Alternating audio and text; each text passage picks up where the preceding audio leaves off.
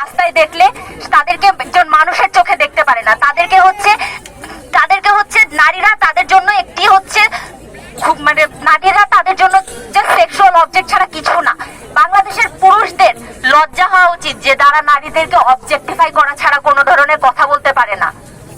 আপনাদের কাছে আমার একটা আবেদন, নারীদেরকে মানুষ হিসাবে ভাবতে শিখুন প্রথমে, তারপরে নারীদেরকে মানুষ হিসাবে ভাবতে শিখলে আপনারা তাদেরকে তাদের যোগ্য সম্মানটা দিতে পারবেন।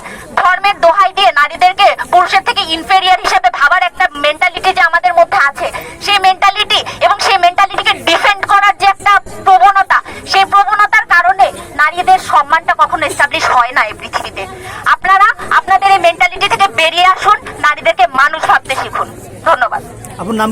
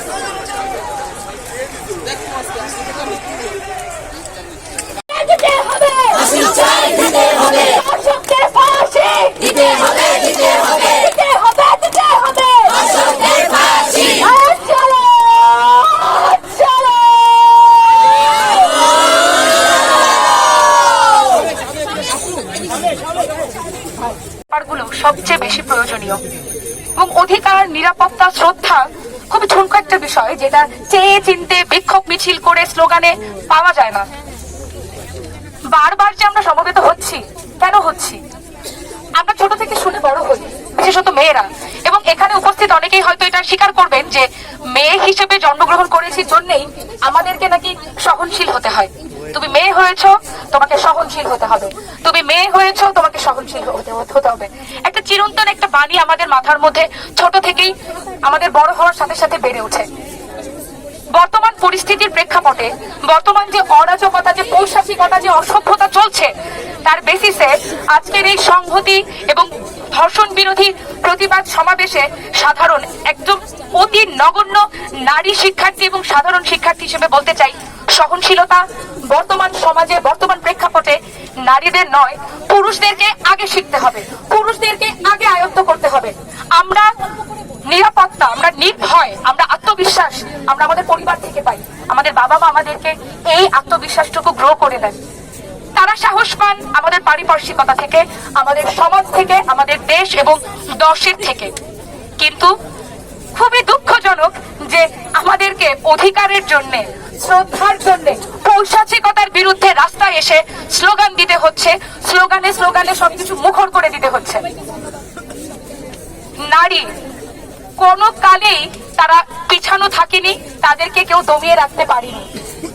যদি কারোর অস্তিত্বহীনতায় ভুগতেই হয়, যদি কেউ নিজেকে অস্তিত্বহীন বলে মনেই করে, তাহলে দয়া করে তাদের উচিত নিজস্ব মানসিক যে চিকিৎসা সেটা করানো উচিত।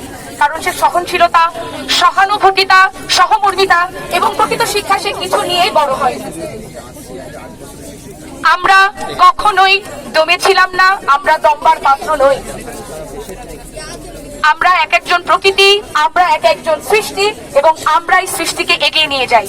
সহনশীলতার শুরু হোক আমাদের সকলের থেকে। আমরা সৎ হই, আমরা আত্মনির্ভরশীল হই, আমরা পরোপকারী হই। দেশ, দশ স্বপ্ন এবং পজিটিভ শক্তির মাধ্যমে এগিয়ে যাবে। ধন্যবাদ।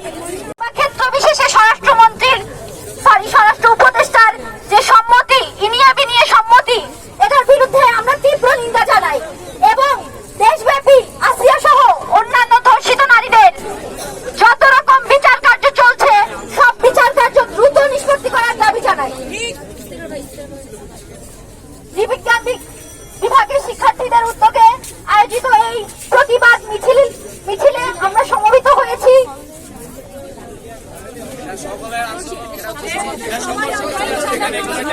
সাধারণ শিক্ষার্থী সকল নারী শিক্ষার্থীদের আজকে এই যে প্রতিবাদ মিছিলের আয়োজন, তাতে আমরা সমবেত হয়েছি নারীদের প্রতি চলমান সকল রকম সহিংসতার প্রতি প্রতিবাদ জানাতে এবং দ্রুততম সময়ে ইন্টারিম গভর্নমেন্ট যেন এই সকল সহিংসতা ধর্ষণের বিচার করে তার দাবি জানাচ্ছি আমরা।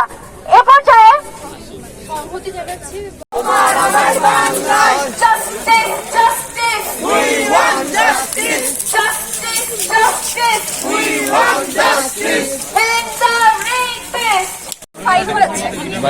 এর মধ্যে 10 জনই ছিল শিশু। আপনারা যে এসি রুমে বসে সভাপতিতে শুভেচ্ছা বিনিময় করছেন, রাস্তায় আমাদের নিরাপত্তা কোথায়? এই যে আমি যদি কিছু মাস আগে জুলাই আন্দোলনের দিকে ফিরে যাই, আমাদের স্বৈরাচারের বিরুদ্ধে মাঠে নামতে হয়েছিল।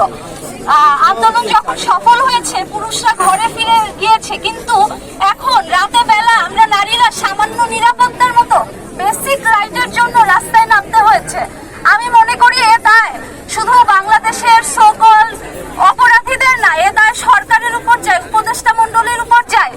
যেদিন স্বরাষ্ট্র উপদেষ্টা যখন মেয়েরা রাস্তায় মবের দ্বারা মারধরের শিকার হয়েছিল, স্বরাষ্ট্র উপদেষ্টা যখন সেই দায়টা মেয়েদের উপরে দিয়ে দিয়েছিল, তখন যারা রাস্তায় মেয়েদেরকে যখন ভয়েস রেজের জন্য শাহবাগী ট্যাগ দেয় বা অন্যান্য ট্যাগের মাধ্যমে ডিহিউম্যানাইজ করার চেষ্টা করে, তাদের সাথে সাথে এই দায় কিন্তু স্বরাষ্ট্র উপদেষ্টার সাথেও যায়। আমি বলবো আপনারা মেয়েদের নিরাপত্তার ক্ষেত্রে জিরো টলারেন্স নীতি গ্রহণ করুন অথবা নদী ছেড়ে নেমে পড়ুন। আর আমাদের এই আন্দোলন এটা কোনো রাজনৈতিক দলের আন্দোলন না, এই আন্দোলন সবার মেয়েদের সকল সাধারণ শিক্ষার্থীদের আহ্বান, এবং শুধু সাধারণ শিক্ষার্থী না, দেশের সকল নারী পুরুষ সবার দায়িত্ব মেয়েদের অধিকার নিশ্চিত করা এবং মেয়েদের নিরাপত্তার যে প্রশ্ন, এটা শুধু মানে কোনো আমাদের শিক্ষার্থীদের উপর আসে না, এই প্রশ্ন সবার প্রথমে যায় সরকারের উপর, তারা কি করছে। ধন্যবাদ সবাইকে। ঘটনার কথা বারবার উঠে আসে, তো এই একটি ঘটনা দিয়ে অনেকে নেতিবাচক প্রতিক্রিয়া দেখায় জাহাঙ্গীরনগরের ব্যাপারে, কিন্তু সকলে এটা বলতে ভুলে যায় যে জাহাঙ্গীরনগরের ক্যাম্পাসই বাংলাদেশের প্রথম ক্যাম্পাস এবং দক্ষিণ এশিয়ার সবচেয়ে বড় ধর্ষণ বিরোধী আন্দোলনটি সেই সময় মানিকের বিরুদ্ধে হয়েছিল এবং সেটি করেছিল জাহাঙ্গীরনগরের সমস্ত নারী শিক্ষার্থীরা একত্রিত হয়ে। আজকেও যখন দেশের ক্রান্তি লগ্নে আমরা পৌঁছেছি, যখন আমরা দেখতে পাচ্ছি যে সারা দেশ জুড়ে অসংখ্য ধর্ষণ নিপীড়নের মতো ঘটনা ঘটছে, নারীর উপর নিপীড়ন হচ্ছে, সহিংসতার আচরণগুলো বারবার আমাদের পরিলক্ষিত হচ্ছে, তখন আজকের দিনে দাঁড়িয়ে এই রোজার মধ্যে কষ্ট করে তারাবির নামাজের পর যখন সবাই ক্লান্ত, সেই মুহূর্তেও এই যে এতগুলো নারী শিক্ষার্থী প্রত্যেকটা হল থেকে একত্রিত হয়ে আজকে শহীদ মিনারে জমায়েত হয়েছে, আমার মনে হয় যে জাহাঙ্গীরনগরের নারীরা একটা হাততালি প্রাপ্ত আপনাদের সবার কাছ থেকে। আমরা কি একটা হাততালি দিতে পারি আর একটু জোরে? একই সাথে এই রাষ্ট্র ব্যবস্থার উপর ধিক্কার জানাতে চাই যে পরপর এতগুলো ধর্ষণের ঘটনা হয়ে যাওয়ার পরও আমরা এখনো পর্যন্ত ধর্ষকদের কোনো উপযুক্ত বিচার ব্যবস্থায় আওতায় আনার উপযুক্ত ব্যবস্থা আমরা দেখি নাই। বিচারহীনতার ব্যবস্থা আর কতদিন? আমরা গত 15 বছরের স্বৈরাচারী রেজিমেই বিচারহীনতার দৃষ্টান্ত বারবার দেখেছি। আমরা এখন এই পরিবর্তিত সময়ে যখন আমার দেশের আমার ভাই বোনের অসংখ্য মানুষের রক্তের বিনিময়ে আমরা একটা নতুন সময় পেয়েছি, গণঅভ্যুত্থান পরবর্তী সময়, সেই সময় আসলে ধর্ষণ মুক্ত দেশ চাই, নিপীড়ন মুক্ত দেশ চাই এবং এই বিচারহীনতার, ধর্ষণের বিরুদ্ধে এই বিচারহীনতার আমরা অবসান চাই। এই কথা স্পষ্টভাবে জানিয়ে দিয়ে আমরা রক্তের বিনিময়ে স্বৈরাচারকে এই দেশ থেকে বিদায় করেছি, অথচ আজকে কয়েক মাস পরে আমাদেরকে এরকম একটা আন্দোলন নিজের জীবনের নিরাপত্তার জন্য, নিজের সম্ভ্রমের জন্য রাস্তায় দাঁড়াতে হচ্ছে। অথচ নারীদের যে নিরাপত্তা সেটা একটা সাধারণ বিষয়, সেটা আমার মৌলিক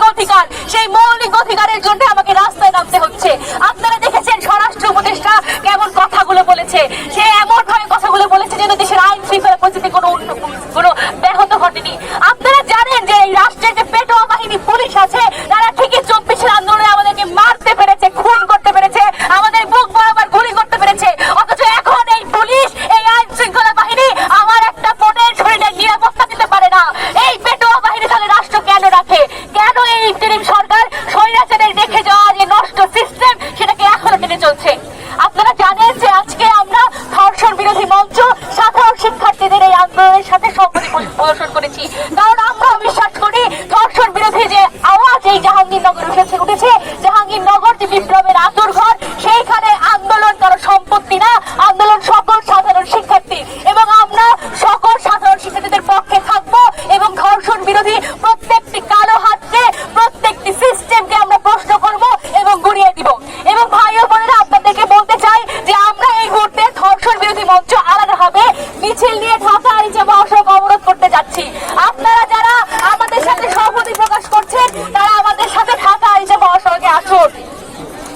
বিচার চাওয়া উচিত। আমরা এদিকে একটা টেন্ডেন্সি কি দেখা যায় আমাদের সমাজের, সেটা হোক পুরুষতন্ত্রের ইনফ্লুয়েন্স বা যেটাই, সেখানে দেখা যাচ্ছে কি যে সে অপরাধীকে তাকে যেভাবে হোক ইনফ্লুয়েন্স খাটানো, যাই হোক সেটা করে বাঁচিয়ে দেওয়া যায়। এই যে বাঁচানোর যে একটা ট্রেন্ড আছে আমাদের দেশে 55 বছর বা স্বাধীনতার 53 বছর বা স্বাধীনতার পর থেকে আমরা কিন্তু প্রপার বিচার দেখি না। ধর্ষণের এমন একটা অবস্থা হয়ে গিয়েছে যে ধর্ষণকারীর মাইন্ডসেটই হয়ে গিয়েছে সে এখান থেকে রেহাই পেয়ে যাবে। এবং বেশিরভাগ মেয়েরা, ধর্ষণ তো এক্সট্রিম অপরাধ, রাস্তায় ক্যাট কলিং বা যে কোনো অপরাধী হোক, আমরা মেয়েরা টিনেজার থেকে সাফার করতে করতে এমন একটা পর্যায়ে এসে গিয়েছে যে আমরা হয়তো তেমন একটা ভয়েস রেজ করাই বন্ধ করে দিয়েছি। আমাদের ভয়েসটা শোনার কেউ নাই। অপরাধ ট্রাইব্যুনাল বা যেখানেই হোক আমরা কাদের কাছে গিয়ে বিচার দিব বা কাদের কাছে গিয়ে আমরা জাস্টিস চাবো, এই প্যাটার্নটা আমাদের চেঞ্জ করা দরকার। সেটা আমাদের সোসাইটির শিকড় থেকে শুরু করে একদম বিচার বিভাগ সম্পূর্ণ জায়গায় আমাদের যাওয়া উচিত, বিচার চাওয়া উচিত। আমরা এদিকে একটা টেন্ডেন্সি কি দেখা যায় আমাদের সমাজের, সেটা হোক পুরুষতন্ত্রের ইনফ্লুয়েন্স বা যেটাই, সেখানে দেখা যাচ্ছে কি যে সে অপরাধীকে তাকে যেভাবে হোক ইনফ্লুয়েন্স খাটানো, যাই হোক সেটা করে বাঁচিয়ে দেওয়া যায়। এই যে বাঁচানোর যে একটা ট্রেন্ড আছে আমাদের দেশে 55 বছর বা স্বাধীনতার 53 বছর বা স্বাধীনতার পর থেকে আমরা কিন্তু প্রপার বিচার দেখি না। ধর্ষণের এমন একটা অবস্থা হয়ে গিয়েছে যে ধর্ষণকারীর মাইন্ডসেটই হয়ে গিয়েছে সে এখান থেকে রেহাই পেয়ে যাবে। এবং বেশিরভাগ মেয়েরা, ধর্ষণ তো এক্সট্রিম অপরাধ, রাস্তায় ক্যাট কলিং বা যে কোনো অপরাধী হোক, আমরা মেয়েরা টিনেজার থেকে সাফার করতে করতে এমন একটা পর্যায়ে এসে গিয়েছে যে আমরা হয়তো তেমন একটা ভয়েস রেজ করাই বন্ধ করে দিয়েছি। আমাদের ভয়েসটা শোনার কেউ নাই। অপরাধ ট্রাইব্যুনাল বা যেখানেই হোক আমরা কাদের কাছে গিয়ে বিচার দিব বা কাদের কাছে গিয়ে আমরা জাস্টিস চাবো, এই প্যাটার্নটা আমাদের চেঞ্জ করা দরকার। সেটা আমাদের সোসাইটির শিকড় থেকে শুরু করে একদম বিচার বিভাগ সম্পূর্ণ জায়গায় আমাদের যাওয়া উচিত।